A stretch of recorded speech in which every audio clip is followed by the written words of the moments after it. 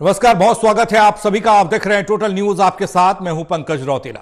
सियासी पिच पर जब आप कोई बड़ा मुकाबला खेलने के लिए उतर रहे हैं तो आपको अपने खिलाड़ियों के साथ साथ सपोर्टिव स्टाफ से भी बेहतर तालमेल बनाए रखने होता है। लेकिन आप उस खेल को बेहतर बनाने के लिए सब करते हैं, खेल को जीत पाने के लिए सब करते हैं। अब हरियाणा में नायब सिंह सैनी मंत्रिमंडल का विस्तार हो गया, लेकिन साथियों को साथ नहीं मिला, यानी निर्दलीयों की अनदेखी देखने को मिली है। अब मौका बड़े चुनाव और छोटे चुनाव का है, यानी दो चुनाव। ऐसे में अनदेखी क्या कोई प्रभाव डाल पाएगी या नहीं डालेगी, यह जानने की आज कोशिश करेंगे चर्चा के जरिए।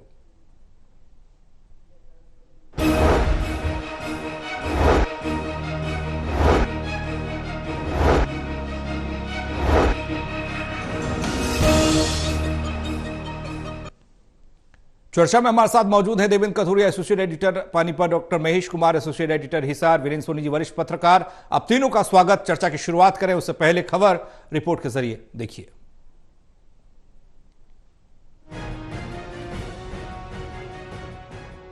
सियासत भी क्या क्या रंग दिखाती है। पिछले कुछ दिनों से प्रदेश की सियासत, खासकर बीजेपी की प्रयोगशाला से नए नए प्रयोग सामने आ रहे हैं। प्रदेश की कैबिनेट के सारे फ्रेम अब भर चुके हैं, पर रणजीत चौटाला को छोड़कर सरकार को समर्थन दे रहे बाकी 5 निर्दलीय विधायकों की अनदेखी हुई। उनमें से किसी को भी मंत्री पद नहीं मिला, इसलिए वो शपथ ग्रहण में भी नहीं पहुंचे। निर्दलीय माननीयों की अनदेखी कहीं नवनवेली सरकार को महंगी तो ना पड़ जाए। बात तो सही है, पार्टी के निर्णय होते हैं कब क्या हो। उन्होंने अपनी इजाजत दिया क्या नहीं दिया, ये कोई एक डिबेट का सब्जेक्ट नहीं है। पार्टी हाईकमान का फैसला है। शिवराज सिंह जी को पार्टी हाईकमान ने एक फैसला कर दिया। अब ये उनकी मोदी साहब की, अमित शाह जी की और नड्डा साहब की बात है, किस मंत्रणा से गए। गौरतलब है कि बीजेपी ने एक के बाद एक अपने कई नेताओं को झटके दिए हैं, इसलिए तो कहा जाता है कि ये बीजेपी है। अब निर्दलीय विधायक क्या सरकार को खतरे में डाल सकते हैं? विपक्ष कोई शरारत भी कर सकता है। क्या बीजेपी ने निर्दलीयों को अंदर खाते पुचकार रखा है कि आपको बीजेपी की टिकट पर अगला विधानसभा चुनाव लड़वाया जाएगा? ऐसे बहुत सारे सवाल हैं। ये भी कि जरूरी हुआ तो कुछ एक को रुतबा बढ़ाने के लिए चेयरमैन भी बनाया जा सकता है, वगैरह वगैरह। डर तो लगता ही है, क्या पार्टी निर्दलीयों के सहारे सरकार को छोड़ सकती है? डर यूं भी लगता है कि बीजेपी जब अपने केंद्रीय मंत्रियों को विधायक का चुनाव लड़वा सकती है, मनोहर लाल, अनिल विज और संजय भाटिया का रुतबा घटाने में देर नहीं लगाती, तो निर्दलीय विधायकों के भरोसे सरकार चलाना ये भी तो जिगर वाला काम है। विधानसभा में बीजेपी के अपने 41 विधायक हैं, 6 का समर्थन, इनमें से एक पहले वाला फिर मंत्री बना है। कुल 47 विधायक हैं, बहुमत के लिए 46 तो चाहिए ही। खैर, अभी प्रदेश सरकार के 6 महीने पड़े हैं। चलती का नाम गाड़ी। Haryana bureau, total news.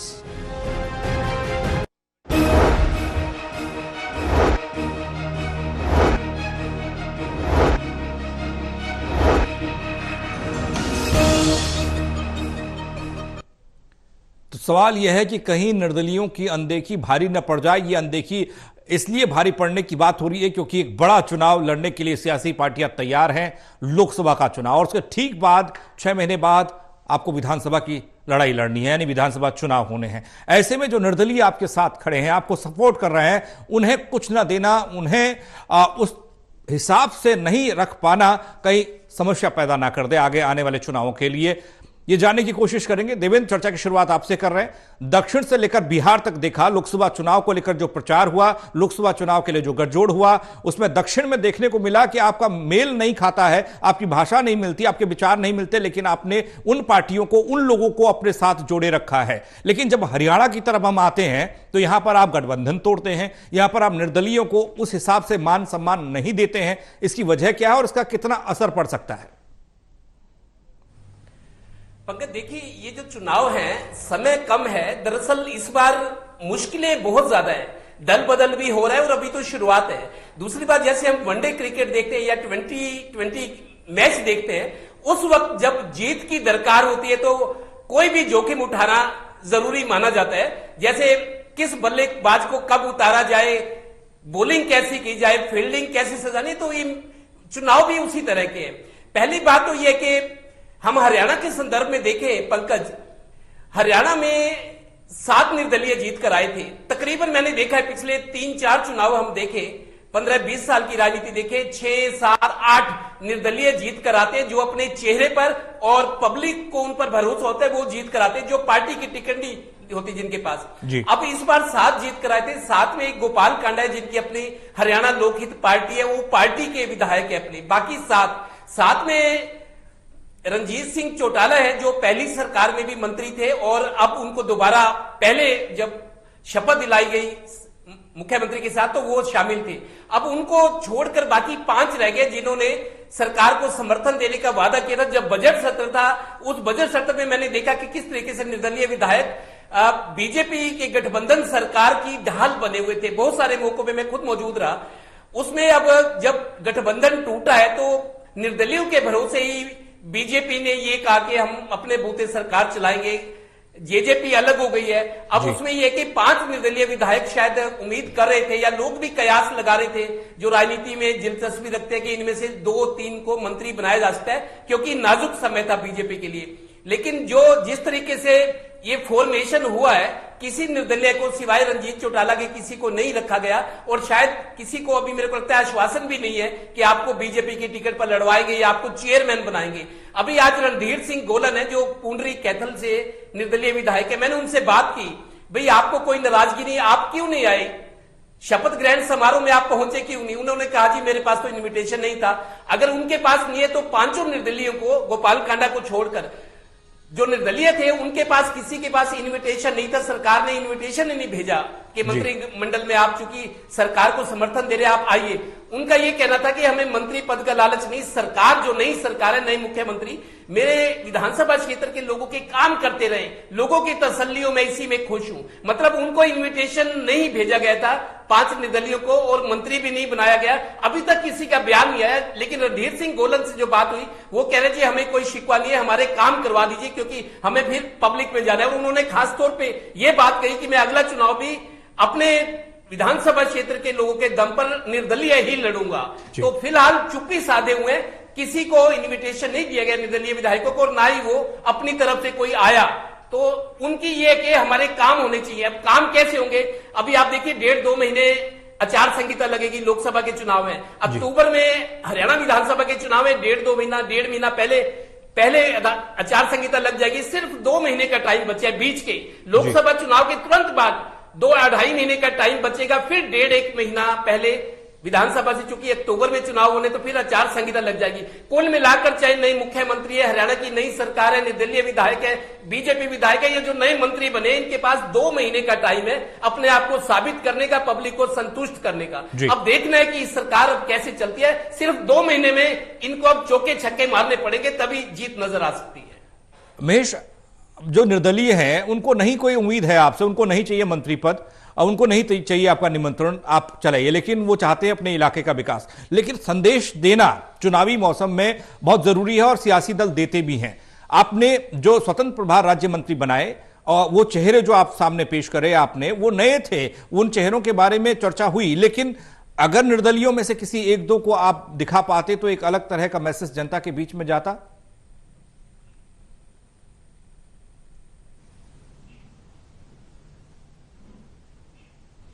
देखिए, साफ तौर से बात कही जा सकती है कि निर्दलियों के भरोसे अब सरकार आगे नहीं बढ़ना चाहती। दरअसल दिक्कत यह है कि दुष्यंत चौटाला जो मलाई वाले पोस्ट, जिस तरीके से लगातार रामकुमार गौतम कहते रहे थे कि मलाई के जो तमाम महकमे हैं वो दुष्यंत चौटाला के पास थे, चूंकि अब दुष्यंत चौटाला से वापस वो महकमे सरकार यानी भारतीय जनता पार्टी के पास आ चुके हैं, तो ऐसे में अब तमाम महकमों को अपने ही लोगों के बीच देने की जो मजबूरी है भारतीय जनता पार्टी के सामने खड़ी है। भारतीय जनता पार्टी सुनिश्चित करेगी कि अपने ही जो उनके अपने विधायक हैं, जो उनके अपने नेता हैं, उनके बीच ही सत्ता का बंटवारा हाल फिलहाल बना रहे। जहां तक यहां पर निर्दलीय विधायक ये बात कह रहे हैं कि वो अपना काम करवाना चाहते हैं, तो वो पहले भी सरकार को समर्थन दे रहे थे। अपना काम तो वो तब भी करवा सकते थे जब दुष्यंत चौटाला गठबंधन की सरकार चला रहे थे। उस वक्त भी तमाम निर्दलीय विधायकों का जो समर्थन था वो सरकार के साथ था। तो ऐसे में ये जो कामकाज का जिक्र यहां पर करवाया जा रहा है, किया जा रहा है, वो तो पहले भी ये तमाम जो निर्दलीय विधायक है करवा सकते थे। मुझे लगता है कि सिर्फ झुंझुना इन्हें दिया गया है। भारतीय जनता पार्टी ये सुनिश्चित कर रही है कि उनका अपना विधायक, अपना नेता, अपना कार्यकर्ता संतुष्ट हो, जो कि अब तक लगातार ये जिक्र चल रहा था कि कांग्रेस से आने वाले लोग हैं, दूसरे राजनीतिक दलों से आने वाले जो लोग हैं वो पूरी की पूरी मलाई सत्ता की खाते हुए नजर आए थे और भारतीय जनता पार्टी के जो अपने लोग हैं वो किसी भी तरीके से सत्ता की जो हिस्सेदारी है उसका जो अनुभव है वो नहीं कर पा रहे थे। तो ऐसे में अब कोशिश ये कि निर्दलियों को किसी भी तरह का भरोसा आप देकर रखिए और हो सकता है कि आने वाले दिनों में इन्हें चेयरमैन के पद से नवाज दिया जाए, तो उसी से संतुष्ट इन तमाम विधायकों को, निर्दलीय विधायकों को रहना पड़ेगा। चौधरी रणजीत सिंह को सरकार में समायोजित करने का सबसे बड़ा मकसद यह है कि जाट वोटर्स को एक बड़ा नाम दिखाने की कोशिश यहां पर भारतीय जनता पार्टी की तरफ से की जा रही है। भारतीय जनता पार्टी हालांकि भले ही जाट और गैर जाट में पूरे इलेक्शन को तब्दील करने की कोशिश करे, लेकिन बीजेपी ये भी नहीं चाहती है कि जाट जो वोटर है वो किसी भी तरीके से मुखर होकर बीजेपी के सामने खड़ा हो जाए और उसके बाद की जो परिस्थिति है वो खतरनाक हो सकती है भारतीय जनता पार्टी के लिए। तमाम जो ग्रामीण क्षेत्रों के वोटर्स हैं, हमने देखा कि जाति विशेष का जब प्रभाव ज्यादा होता है तो वोटिंग को लेकर भी परेशानियों का सामना तमाम जो दूसरी जातियों के लोग हैं, कमजोर जातियों के लोग हैं, उन्हें करना पड़ता है। तो यकीनन अब सरकार ये सुनिश्चित करेगी कि जाट चेहरे भी बड़े जो है उनके बीच में बना रहे। जेपी दलाल को भी भारतीय जनता पार्टी के अपने विधायक थे, उन्हें लिया गया है, चौधरी रणजीत सिंह को लिया गया है। निर्दलियों को मुझे लगता है कि सिर्फ यहां पर कॉलम पूरा करने के लिए इस्तेमाल किया जा रहा है और चूंकि अब वक्त काफी कम बचा है तो बहुत चिंता भी यहां पर भारतीय जनता पार्टी इन तमाम निर्दलीय विधायकों की नहीं कर रही है। हो सकता है कि किसी भी तरह की टिकट का आश्वासन ही नहीं दिया गया होगा, लेकिन वो सिर्फ एक आश्वासन है, गारंटी नहीं है। कामकाज की जहां तक बात है तो देखने की बात होगी कि अब तक तो मनोहर लाल बतौर मुख्यमंत्री कहते रहे थे कि सबका साथ सबका विकास, उनके लिए 90 के 90 विधानसभा क्षेत्र एक जैसे हैं। अगर उनके जो निर्दलीय विधायक हैं जो सरकार को समर्थन दे रहे थे, सरकार चलाने का काम कर रहे थे, अगर वहां पर विकास की कमी का सामना इन निर्दलीय विधायकों को करना पड़ रहा है, चुनौतियों का सामना करना पड़ रहा है, तो यकीनन फिर इस सवाल का जवाब भी मनोहर लाल से लिया जा सकता है। लेकिन अब चूंकि उम्मीदें यहां पर परवान चढ़ रही हैं और निर्दलीय विधायक ये सोच रहे हैं कि ज्यादा से ज्यादा जो विकास का पैसा है उनके क्षेत्रों में लगा दिया जाए तो आगे की जो चुनावी डगर है वो आसान हो सकती है। लेकिन बीजेपी अपने संगठन को, अपने नेताओं को मजबूत करना चाहती है। वीरेंद्र जी, बीजेपी ये जानती है क्या कि चुनाव में, विधानसभा के चुनाव में वक्त ज्यादा नहीं है?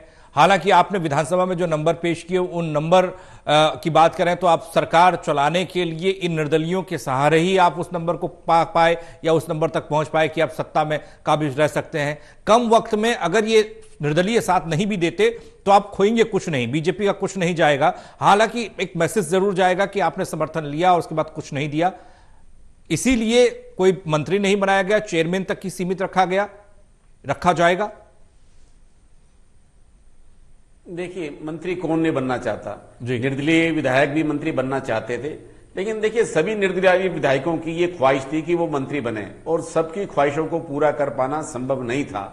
तो इसलिए भारतीय जनता पार्टी ने यही हल चुना कि अपनी पार्टी को मजबूत करना है। सामने विधानसभा चुनाव है तो इसलिए पार्टी ने अपने ही विधायकों को, जो मतलब भारी भारतीय जनता पार्टी, नई भारतीय जनता पार्टी खड़ी करनी है, नए संगठन का विस्तार करना है, तो उस दृष्टि से ये रणनीति बनाई है। ये ठीक है कि जो निर्दलीय विधायक हैं उनको चेयरमैन के रूप में समायोजित किया जाएगा और उनको टिकट का आश्वासन ही है। देखिए, और ये जो लोग हैं भारतीय जनता पार्टी से जुड़े हुए अधिकतर निर्दलीय हैं जो बागी होकर चुनाव लड़े थे। तो पार्टी के समक्ष इस समय सबसे बड़ा संकट है कि पिछली बार जो 40 है और बाद में एक उपचुनाव भारतीय जनता पार्टी जीती थी, 41 सीटें हैं भारतीय जनता पार्टी के हैं, तो शेष जो है 49 सीटों पर भारतीय जनता पार्टी को अपने मजबूत उम्मीदवार भी तलाश करना है और वहां संगठन को भी खड़ा करना है। तो इसलिए पार्टी उसी दृष्टि से कार्य कर रही है। उन 49 स्थानों पर पार्टी के क्या सशक्त उम्मीदवार हो सकते हैं और कुछ जो है वर्तमान में भी उनके भी टिकटें कटने की संभावना है। तो इसलिए पार्टी उस दृष्टि से अपने संगठन का विस्तार कर रही है और मंत्रिमंडल का गठन भी ये उसी दृष्टि से है। तो इसलिए देखिए, चाहे आप भौगोलिक आधार पर देखिए या राजनीतिक आधार पर देखिए, तो सभी को प्रतिनिधित्व देने का प्रयास किया गया है। और कुछ जिले हालांकि रह गए हैं, जो जिले रह गए हैं वहां पर जो चेयरमैन बनाए जाएंगे वहां के नेताओं को, वहां के स्थानीय कार्यकर्ताओं को महत्व दिया जाएगा। तो इस समय भारतीय जनता पार्टी के समक्ष सबसे बड़ा जो संकट है वो प्रदेश अध्यक्ष की नियुक्ति का है। वो सुभाष बराला बनते हैं या मनीष ग्रोवर बनते हैं, अब ये दो नाम ही चर्चा में हैं। तो भारतीय जनता पार्टी को सबसे बड़ी चुनौती अब प्रदेश अध्यक्ष के चयन की है। और ये भी है कि देखिए इस समय जो चुनाव संचालन समिति है उसका प्रभार जो है सुभाष बराला जी के पास है, हो सकता है उनसे प्रभार लेकर संजय भाटिया को दे दिया जाए। तो ये पार्टी को अभी अपने स्तर पर, संगठन के स्तर पर भी नियुक्तियां करनी है और ये भी तय करना है कि जो निर्दलीय है वो कोई चुनौती नहीं है। भारतीय जनता पार्टी के लिए चुनौती इसलिए भी नहीं है क्योंकि निर्दलीयों को मालूम है कि अगर वो मान लीजिए सरकार से समर्थन वापस भी लेते हैं तो जननायक जनता पार्टी का जो टूटा हुआ ग्रुप है, जो इतने विधायक हैं, वो भारतीय जनता पार्टी की सरकार को समर्थन दे सकते हैं। इसलिए सरकार के स्थायित्व पर तो कोई सवाल है ही नहीं। तो जननायक जो निर्दलीय विधायक है, सिर्फ उनको अपने काम कराने हैं, और काम तो उनके ठीक बात है, पहले भी हो रहे थे, लेकिन उनको अपने जो सरकार से लाभ ले सकते हैं या टिकट की गारंटी ले सकते हैं, उस पर ही उनका ध्यान केंद्रित है। देवेंद्र, जिस तरीके से आप सवाल जवाब का सिलसिला शुरू हुआ, अब मैसेज देने की बात आ रही है, दो चुनाव सर पर हैं और दोनों में आपको बेहतर प्रदर्शन करने की चुनौती है। आप सत्ताधारी पार्टी रही हैं और आप अपने काम के बल पर जनता के बीच में जा रहे हैं। आपने मैसेज दिया जब आपने अपनी कैबिनेट का विस्तार किया, उसमें जो चेहरे आपने शामिल किए उसमें जातिगत समीकरण को आपने साधा है। ये विपक्षी पार्टियां भी कह रही हैं।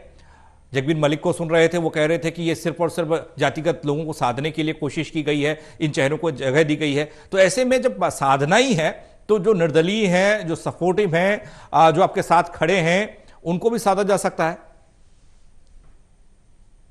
देखिए पंकज, ये जो टाइमिंग है, जब रीशफलिंग हुई है, मंत्रिमंडल का पुनर्गठन हुआ है, चेहरे बदले गए हैं, और जैसा ये पीछे 2-4 दिन पहले हमने ये अपने शो में कहा था कि बीजेपी हाईकमान ने जो ये बदलाव किया है, मुख्यमंत्री बदला है और लोग बदले हैं, जेजेपी को अलग किया गया, क्या ये क्या जल्दबाजी में हुआ है या ये बहुत पहले होना चाहिए था? ये सवाल आज फिर खड़ा है क्योंकि समय बहुत कम है।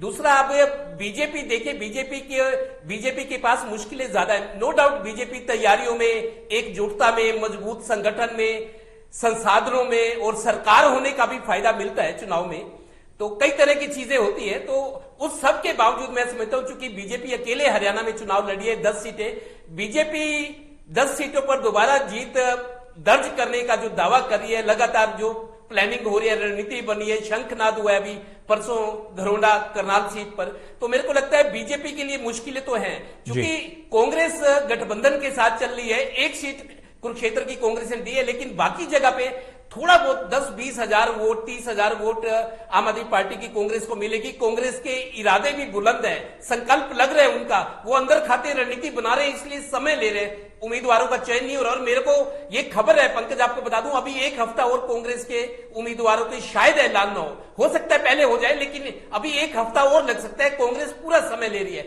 और बीजेपी को अकेले चुनाव लड़ना है। दूसरा, एंटी इनकम्बेंसी वाला फैक्टर है। जाट किसान आंदोलन जो है वो अभी भी चल रहा है, जाटों की जो थोड़ा सा प्रतिक्रिया है वो अभी भी दिख रही है।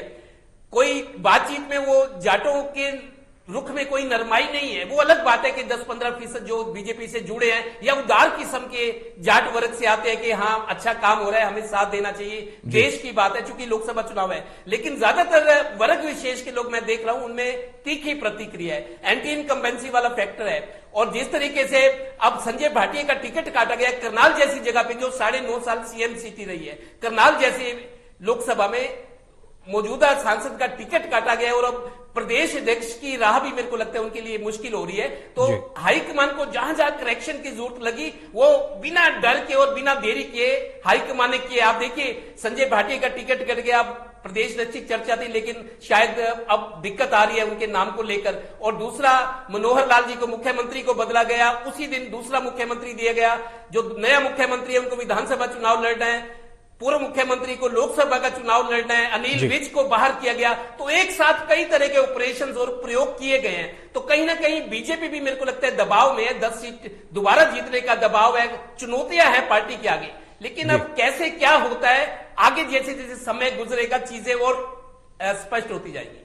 महेश, अनिल विज का नाम आ गया। अनिल विज को लेकर आज एक तस्वीर जो सामने आई, असीम गोयल जब मंत्री बने तो वो गए, उनसे मुलाकात की। शायद अनिल विज को भी अच्छा लगा होगा। उन्होंने पहले एक बयान दिया था, उन्होंने कहा ना मेरे से किसी ने बात की, ना मुझे मनाने की कोशिश की, नाराजगी की क्या बात है। उनकी भूमिका को लेकर और मौजूदा वक्त में बीजेपी की जो रणनीति है, भैया जो चल रहा है साथ ठीक है, जो नहीं चल रहा है उसको पूछना भी नहीं है, ये किस तरह की रणनीति के हिसाब से चल रहे हैं जब 2 चुनाव आपके सर पे हैं और महत्वपूर्ण चुनाव?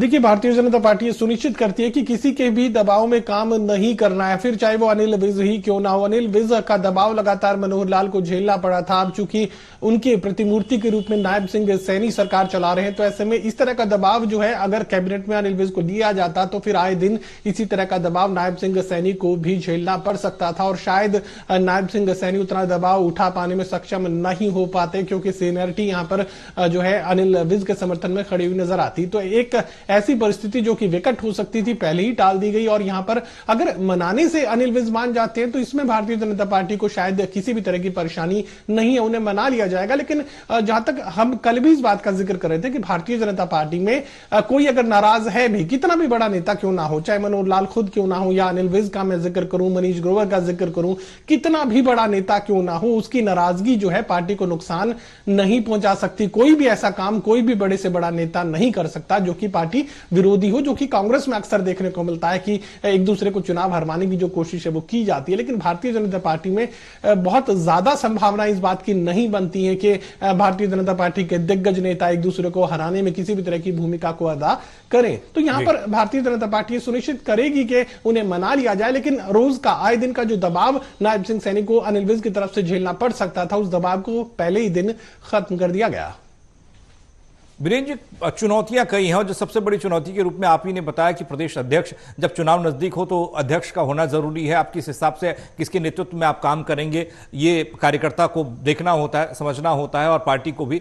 लेकिन उन सबके बीच जो जिस रणनीति के हिसाब से बीजेपी काम कर रही है, इतना हौसला कहां से मिलता है, इतनी हिम्मत कहां से बीजेपी को आ रही है या आती है कि वो जो जा रहा है उसे जाने देते हैं, जो रूठ गया उसे मनाते नहीं। और हरियाणा जैसी प्रदेश में जहां पर 2 चुनाव आपको एक ही साल में फेस करने। देखिए, भारतीय जनता पार्टी जो केंद्र है, केंद्रीय नेतृत्व है, संगठन है, वो बहुत मजबूत है। उसी का परिणाम है कि राज्य इकाई जो है, किसी की कोई भी नेता नाराज हो जाता है तो उसकी परवाह नहीं करती। देखिए, हरियाणा में प्रदेश अध्यक्षों चाहे मुख्यमंत्री हो, जो सब कुछ है, जो सारा केंद्र जो रहना है, शक्ति जो पावर सेंटर रहना है, वो तो मनोहर लाल जी ही रहने हैं। इस समय जो भी नियुक्तियां हुई हैं, चाहे राज्यसभा में जो भेजे गए हैं, चाहे कोई संगठन का मामला हो, तो मनोहर लाल जी ही आल इन आल है, वही सर्वोच्च है। तो इसलिए क्योंकि उनका जो केंद्र का है, केंद्र के जो लोग हैं, नेता हैं, उन पर भरोसा करते हैं, इसलिए कोई जो प्रदेश अध्यक्ष बनेगा कोई मनोहर लाल जी को चुनौती देने वाला होगा, ऐसा है नहीं।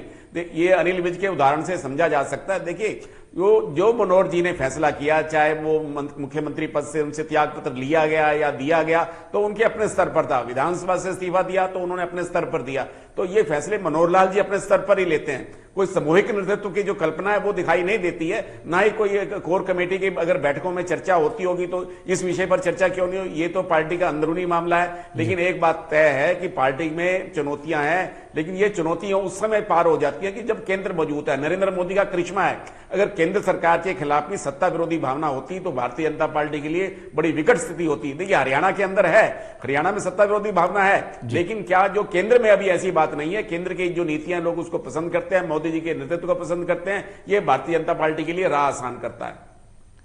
देवेंद्र, छोटे शब्दों में जवाब दीजिएगा, आपके लिए इतने कंफर्टेबल जोन में आप अपने आप को समझते हैं, आप उम्मीदवारों का फर्क आपको नहीं पड़ता, आप किसका टिकट काट दें और किसको उम्मीदवार बना दें और कौन नया चेहरा पेश कर दें, ये हिम्मत आपको मिली केंद्र की वजह से। लेकिन जो 4 नाम बचे हैं वो आने में देरी क्यों? देखिए, वहां पेच फंसा हुआ है पंकज। सोनीपत की बात करें या रोहतक की, ये दोनों टिपिकल सीटें हैं, जाट बाहुल्य सीटें हैं। ब्राह्मण को देनी है या जाट को देनी है, कौन सा कैंडिडेट फिट बैठेगा? अरविंद शर्मा की बात आपको बताता हूं। अरविंद शर्मा 4थी बार सांसद है।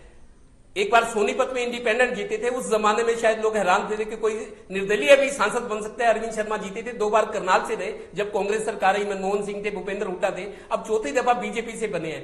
अरविंद शर्मा के समर्थकों ने शायद ये वायरल किया मैसेज, रोहतक नहीं तो सोनीपत सही, सोनीपत नहीं तो करनाल सही। तो ये मैसेज बीजेपी तक पहुंचा है कि अरविंद शर्मा करनाल भी आ सकते हैं। अगर करनाल आगे तो मनोहर लाल खट्टर जी के लिए दिक्कत हो सकती है। बड़ा चेहरा है, कहीं उलट पुलट हो गया तो पूरा मैसेज पूरे देश में जाएगा। तो कई सीटें विजेंद्र सिंह बीजेपी छोड़कर कांग्रेस में गए हैं, कांग्रेस उनको उतारेगी तो वहां कौन सा कैंडिडेट होना चाहिए? ये 4 सीटें ऐसी हैं जहां जातीय समीकरण और सामाजिक समीकरण या कैंडिडेट की फिटनेस, कौन कैंडिडेट स्टेबल होगा, यही पेच फंसा हुआ है। और कांग्रेस अगर समय ले रही है तो बीजेपी भी इन 4 सीटों के लिए उम्मीदवारों के चयन के लिए बीजेपी भी पूरा समय लेंगे ताकि कोई गलती और कोई चूक ना हो जाए। महेश, कंफर्टेबल होने के बाद भी आप चुनौतियों से बच नहीं सकते, ये बताने के लिए काफी है। आप केंद्र में मजबूत हैं, आप प्रदेश में मजबूत हैं, आप मजबूती का दावा कर रहे हैं, लेकिन उसके बावजूद 4 उम्मीदवार जनता तक पहुंचा पाना बहुत टफ लग रहा है अभी।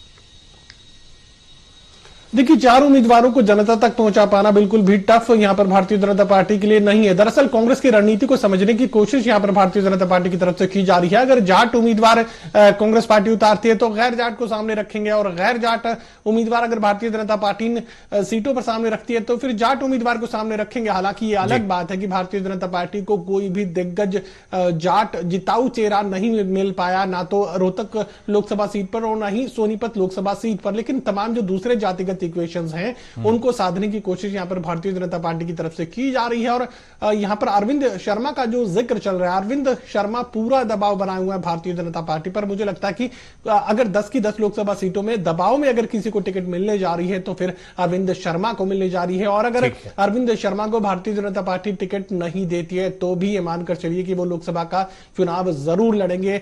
अगर इस तरह की परिस्थिति बनती है तो फिर वैकल्पिक रास्तों पर अरविंद शर्मा आगे बढ़ सकते हैं। बीरेन जी, छोटे शब्दों में आपसे भी जवाब चाहूंगा कि ये स्थिति बनी क्यों है और कैसे सही हो सकती है।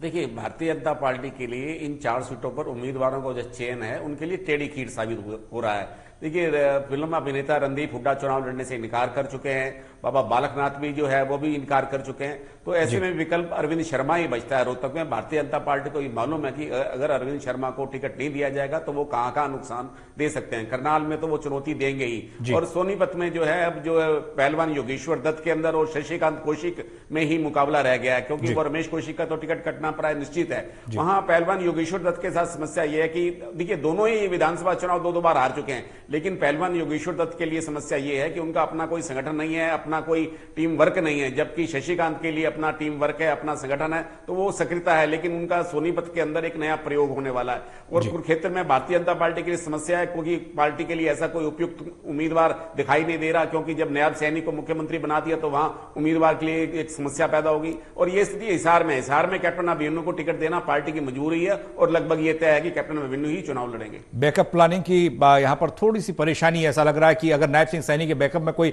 ऐसा उम्मीदवार होता तो उसे पेश करने में दिक्कत नहीं होती। बहुत शुक्रिया आप तीनों का हमारे साथ जुड़ने के लिए। तो सरकार चल रही है बीजेपी की, चला रही है बीजेपी, लेकिन समर्थन निर्दलियों का भी है। निर्दलियों को सरकार में प्रतिनिधित्व नहीं मिलना क्या खतरे की घंटी है, ये जानने की हमने कोशिश की।